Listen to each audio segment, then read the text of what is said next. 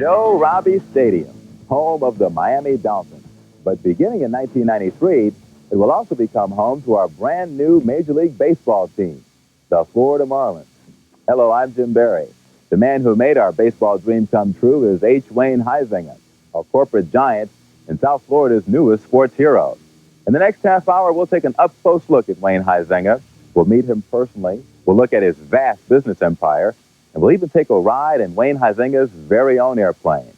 Come along as we take a journey into Wayne's world. Now, let's take a look at the Marlins logo.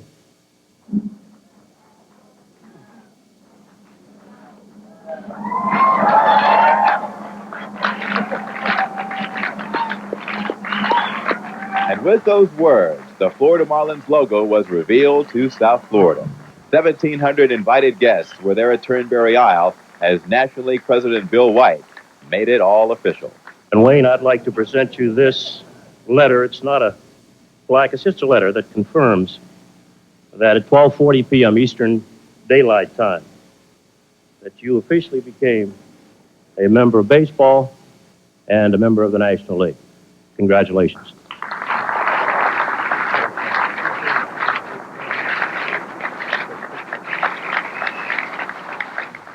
This is the right field view at Joe Robbie Stadium. We're in the bullpen. And come 1993, many of those baseball luminaries who were at Turnberry this past week will return here for opening day. Wayne Huizenga began his quest for big league baseball by buying half of Joe Robbie Stadium. 15 months later, he had himself a team. And when the Florida Marlins take the field, they'll become a new extension of Wayne Huizenga's vast and expanding empire. It all starts here at the Huizenga's lavish Fort Lauderdale estate. I was invited in for an exclusive look and an exclusive chat with Wayne Huizenga and members of his family. So let's begin with the personal side of Wayne's world. The long and winding road that leads to your door. This is the entrance to Wayne Huizenga's private paradise, a hideaway that's never been so publicly visited until now. Whoever said that a man's home is his castle must have known Wayne. Hello. Well, good morning, Jim. Welcome. How are you? Okay, how are you, Mrs. Huizenga? Come on in. Great. Thank you. Great. That's Mrs. Wayne Huizenga, the First Lady of South Florida baseball and the First Lady of this household. Well, Jim, welcome to our home. Mm-hmm. I feel like Robin Leach. Anyway, go ahead. Wayne would join us for this home tour. It's a home which is certainly opulent, but not ostentatious. And if pictures are worth 1,000 words, then those on display in the Huizenga home tell a subtle story of his influence and wealth. The vice president has been a house guest. The vacations have been exotic. Tell me about this evening. Well, that was in India. And that day we had met Rajiv Gandhi and Mother Teresa on the same stage, which was pretty incredible. And that night they had an incredible Indian party, and we all had to dress. Oh, Calcutta. Wayne Huizenga told me he didn't aspire to be wealthy. He did aspire to be successful. The estate that Wayne built is a tribute to his Midas touch in business. The fact that he's rarely home to enjoy it bears testament to the driving force of his life, work. Why do you work so much, Wayne? Because I like to do it. I mean, you don't have to work. I mean, I don't work because the job requires me to work. Wayne Huizenga works today because he has always worked. He did it in the early days as a garbage truck driver, and he does it now as a jet-setting corporate executive. His wife has accepted it. Well, I guess it's kind of, if you don't know any better, it doesn't hurt you. We both stay fairly busy. It was that way even when their 4 children were young, something Huizenga now mildly regrets. I've never been to a PTA meeting, or I've never seen the boys play any sports. I've been to one recital for our daughter, and that was it. And so I've missed that, and I regret that now. We always understood. I mean, Mom was always good about reinforcing that he's working hard because he loves us and he wants us all to be able to have nice things. And now there are plenty of nice things everywhere around the Huizenga household, particularly in the garage. Well, well. Look at there. Yeah, that's 37 Packard. This was the birthday present? This was Wayne's 50th birthday present. That was 3 years ago, when much of South Florida hardly knew Wayne Huizenga. But when he became South Florida's baseball knight in shining armor, Huizenga moved from the business page to the sports page. The mild-mannered millionaire was forced to be out front. There's been a certain lack of privacy, yes, but it's been fun. The fans have been wonderful, and everywhere we go, they're yelling, "Go Marlins," and that's really very exciting. And time-consuming. The media now has lots of questions, even about old problems at an old Huizenga company. Waste management, there again, was a fast-growing company. In the 70s, Huizenga built his first fortune in the trash collection business. There were some problems. Unfortunately, when we had 200 or 300 locations around the world, from time to time, a manager will maybe become too aggressive, more than he should. There were environmental violations, charges of price fixing, and politician buying. Huizenga signed a consent decree vowing that his company would not engage in such practices from then on. Even though the document didn't admit guilt, its cloud of suspicion leaves the only skeleton in Huizenga's closet. Sometime there's someone taking steroids on your team that you wish they weren't, and certainly those teams have policies against that. And I'm not making excuses, I'm just stating a fact. And I take some comfort in the fact that we did address it. We did have all the policy and procedures put into place for that not to happen. But if I had to go back and try to live that over again, I'd probably make a greater effort. Hindsight is wonderful, and I'd make a greater effort to be sure that didn't happen. To Wayne Huizenga, that is old news. He's got a new life now, as an owner of professional sports teams. We'll hear him talk about that in a moment. Baseball team, that's right. That's the guy who's promoting baseball for the city of Miami. You know who he is? Sure, a baseball player. It's Easter weekend, but still, the fans have come out to Joe Robbie Stadium. They've come to see the Dolphins football palace made over into a baseball stadium. They like it.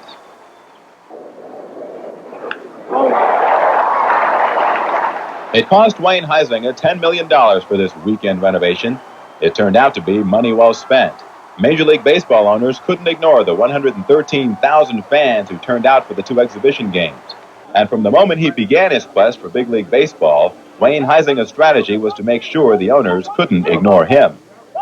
Well, I tried to put ourselves in the baseball owner's shoes, put it into the decision maker's shoes, and said, okay, if I were in their shoes, what would I want to be picking? And I concluded that the city and the area speaks for themselves, and that the difference is the owner.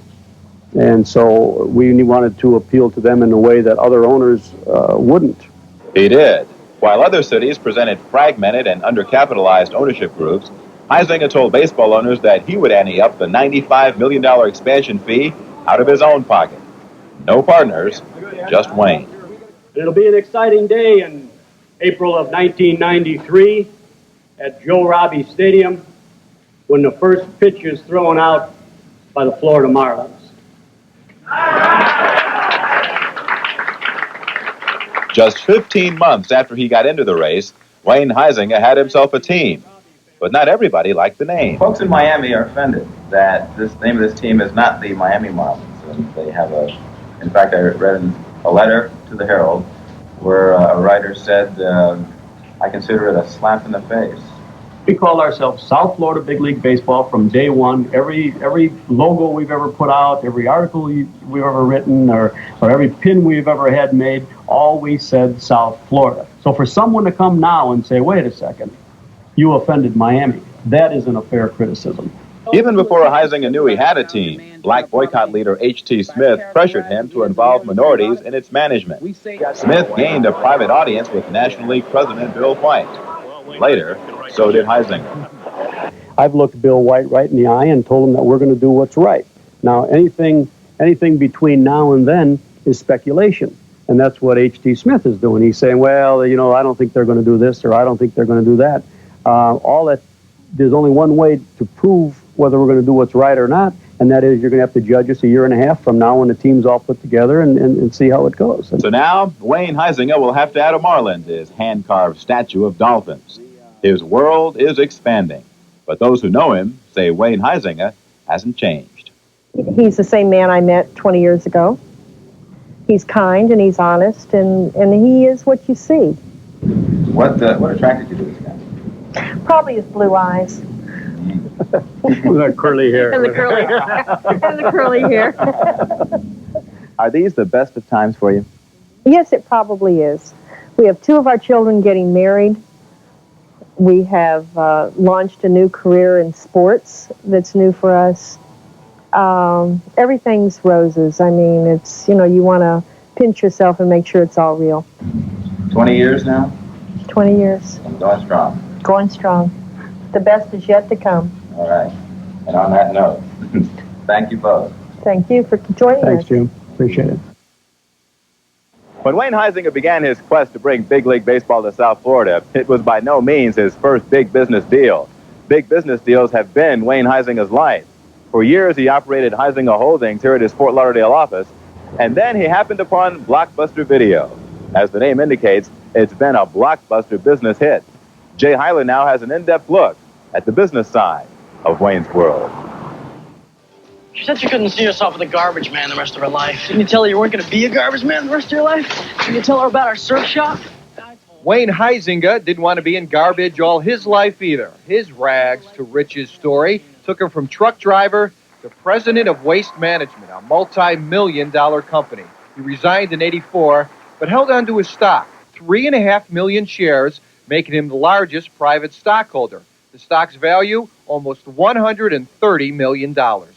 But that was just the beginning. South Florida knows Wayne Huizenga as the king of Blockbuster Video. His Midas touch continued when he took over the company in 1987. There were just 20 stores then. Now, almost 2,000. And sales this year are expected to reach $1.6 billion. The financial community painted a less than rosy picture of Blockbuster a few months ago, saying the company was a casket case. But on Thursday, second quarter numbers showed profits were up 44%. The ever-smiling one had plenty of reasons to keep grinning. Huizenga owns 20 million of the 150 million shares of Blockbuster stock at $11 each. That comes to $220 million. The secrets to his success? Basically, what he says is we're no smarter than anyone else. We just work twice as hard. And Wayne's just the kind of guy that can take an idea and think it through and be 3 to 5 years ahead of everyone else. His other holdings include a spectrum of companies involved in insurance, drug testing, bottled water, helicopter transport, and an interest in that other team with a fish for a mascot. Then there's his real estate empire, 100 acres surrounding Joe Robbie Stadium, which could be commercially developed, 80 acres in Coconut Creek, and his prized parcel, 300 acres in Stewart along the Intercoastal. He's also in a group that owns 50% of the Marriott Harbor Beach in Fort Lauderdale. His total real estate assets lie somewhere between $100 and $150 million. The moral of the story, the next time the garbage man comes by for your trash, treat him with respect. Someday, he just might own the neighborhood. Jay Heiler, Channel 7 Sports. Can you pronounce that name? Sure, Huizenga. How do you pronounce it? Huizenga. Can you pronounce this name? Huizenga? I don't know. I don't know what it says. A corporation like Blockbuster is that you can have your very own plane to fly wherever you want, whenever you want. Huizenga last week flew to Washington. He linked up with President Bush. He hopped aboard Air Force One, where they flew to the All-Star game in Toronto. Now, when Huizenga left Fort Lauderdale, he had a hitchhiker, me. It was my first look at the whirlwind side of Wayne's World. My whirlwind day with Wayne began around noon. That's when Mr. Blockbuster and Mr. Baseball pulled up to his private jet. What do you say, guy? Morning, sir. Ready to go? Yes, sir. I was about to enter a part of Wayne's World that the public rarely sees. We're set. This is Wayne's World, or at least a slice of it. You can afford this luxury when you own a billion-dollar video business and a brand-new Major League team. We were jetting to Washington, where he would join President Bush for a trip to the All-Star game. Your first big league game as a big league owner, how's it feel? Feels great. That's about as excitable as Wayne Huizenga gets. Whether the subject is his business success, All my life I've been in the right place at the right time. his new celebrity, And we're not used to, all the attention that we're getting now, and I guess we prefer it the other way. Or his true feelings about baseball. I'm an average fan, maybe even less than an average fan. But Wayne was sure acting like a real fan aboard Air Huizenga. He was about to rub shoulders with baseball legends Joe DiMaggio and Ted Williams in Toronto, and he intended to look the part of a new owner. This is the special time because it's the one my wife gave me the day before the vote. Mid-afternoon, Wayne leaves us in Washington. He goes to meet the Prez. We take his jet to Toronto. This was his destination, and on the field before the All-Star game, the Florida Marlins and their owner were already the talk. How well have you got to know Wayne Huizenga, and why do you think he'll be an asset to the National League? Well, Wayne Huizenga can write the check. Well, I think it's great. I think it's going to be a great opportunity for the Miami fans. I think it's going to be a tremendous franchise. I'm happy for Wayne, and I'm especially happy for our former president, Carl Barger, who's going to join Wayne down in Miami. I think it's a great situation, and it's a birth, and there's nothing more beautiful than that. Huizenga had a seat in the presidential box for this game, but he didn't stay there. Instead, he roamed down to the stands to see his pal and now partner, Carl Barger, the man he hired as the Florida Marlins team president. I know that as South Florida gets to know Carl, they will grow to love and appreciate him like I do. A lot of confidence in you. Well, I hope I justify it, and I'll give it everything I have, believe me. We blew out of town at dusk. After all, Wayne's plane was waiting for us. We had to make sure we were in Washington when he arrived a few hours later. Huizenga was carrying autographed baseballs, Air Force One souvenirs, and a big smile. Now that you've been to your first big league All-Star game, are your juices really flowing about having a team in South Florida? Oh yeah, it just makes it all more exciting. It was great. And what did the president have to say? He was in a good, relaxed mood and talked a lot about baseball coming to Florida, and it's exciting. And everybody thought that it was the right market at the right time. The right place at the right time. I knew exactly what he meant. Do you know the name of the team? The Marlins. You have a better name? I say the Sandpipers. Why? Because there's a lot of sand in South Florida. You know the name of our new baseball team? No, I don't. Do you know the name of any baseball team? Let's see. Not offhand, no. New baseball team needed a name. Wayne Huizenga initially preferred the Panthers. Most fans suggested the Manatees, but the winner turned out to be the Marlins. What is a Marlin? Well, Tony Zarella has some answers. All right, admit it. You weren't too happy when the name of this new baseball team was announced. I mean, the Florida Marlins wasn't exactly everybody's first choice, but put the blame on the word Florida. I think everybody's more or less accepted the term Marlins by now. I mean, you think of South Florida, you think of a marlin. Everybody knows what a marlin is, right? No idea. I don't know. Yes, I've heard of marlin. It's a fish. It's a shark family fish. I think so, if I'm not mistaken. It's a shark? Right. It's a sport fish which you fish for in the ocean. That's exactly what a marlin is. In fact, some call it the king of the sea, the most majestic, most popular, certainly most recognizable of all game fish. All billfishes, marlin among them, have this long upper bill, and that's very characteristic of the group. So they're very distinctive and very majestic. Hemingway wrote about them. Zane Grey wrote about them. Yes, Ernest Hemingway helped to make this fish famous. You see, the marlin did the damage in The Old Man in the Sea. What that old man went through in that day and a half should be enough, especially for sport fishers, to get you really up and going. Now, usually a marlin weighs in at a couple of 100 pounds, but they've been known to tip the scales upwards of 12 to 1,600 pounds. Whatever the weight, these fish are lean and mean, a finely tuned machine, if you will. If you've ever had a chance to watch a marlin jump, you'll be convinced it's probably one of the best athletes in the sea. It's just incredible, the power, the majesty. When they come up out of the water, they light up like a neon sign. It's just absolutely incredible. So, a fish that's aggressive, majestic, powerful, popular, everything we want in a mascot. That's why this thing's already beginning to catch on. The baseball team in Florida! Well, what is it, though? Oh, it's a fish. But it's going to be the best baseball team in the country! If the club does as well as the marlin does in the ocean, we're going to have some pennants. Now, we should mention the Billfish Foundation is a little concerned about the marlin. This fish is pretty close to being on the endangered list, and they're hoping all of this attention turns out to be a positive for the fish as well as for the team someday. As for Wayne Huizenga, well, cheers again. He picked the best possible mascot for this team, and in a few years, you won't even remember that you didn't like the word Florida in front of Marlins. I'm Tony Zarella, Channel 7 Sports. Well, all that's left now is for opening day and for them to throw out the first pitch. I'm ready for some baseball. And then me and this baseball fan can watch the Florida Marlins! Hey, for that, you get a baseball. Way to go. On behalf of everybody on the Channel 7 Sports team, thanks so much for watching this Channel 7 Sports special, Wayne's World. I'm Jim Barry.